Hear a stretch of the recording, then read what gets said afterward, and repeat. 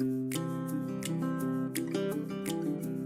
agronomist Crompton here in the Fargo area, and this week just wanted to talk a little bit about something that has kind of an old title, and it's called buggy whipping. And with the name of that title, you can imagine it's been around for about as long as we've had horse-drawn carriages. And the phenomenon known as buggy whipping is when you see those tightly curled leaves wrapped around each other early in development, usually between V4 to V6 in your cornfields. And wanted to talk about what makes that happen, and is it a big problem or not.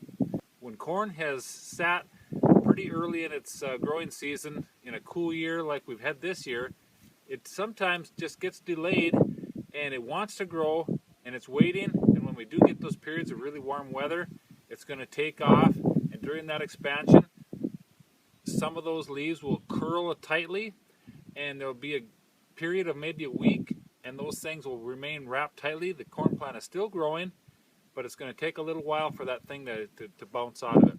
And what you might see is you'll see that typical buggy whipping, but what I've done in the background here, I've done kind of a little experiment. I flagged a few that were tightly curled, and I've flagged a few that weren't.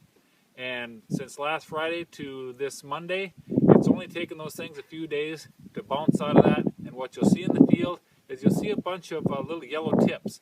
And those were the leaves that were curled, wrapped tightly within the couple of leaves. And when they bounce out, they're going to be yellow for a couple of days. And once they green up in the sun, the field will look normal. So two things. There's a genetic propensity of some hybrids to have some rapid expansion, and some hybrids will have a few more of those buggy whips out there than other hybrids, but in the end, once they go through that period, they're going to be okay, and there's not going to be any yield responses associated with it. So have a little patience, work your way through it, and in the end those things will be just fine.